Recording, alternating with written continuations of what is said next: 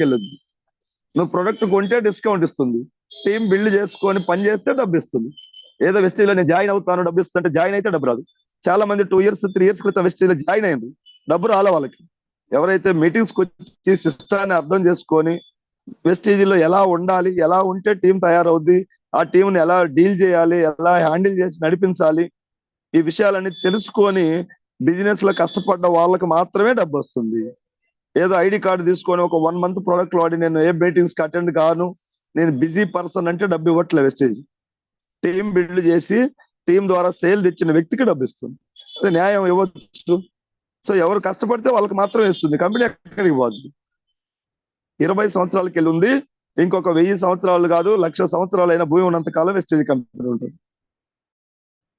తెలియనటువంటి వ్యక్తులు ఏదో అంటున్నారు 6 months కు పోద్ది, అలాంటి వాళ్ళ మాటలు వినమాకండి. వాళ్ళని తీసుకొచ్చి ఒక మీటింగ్ లో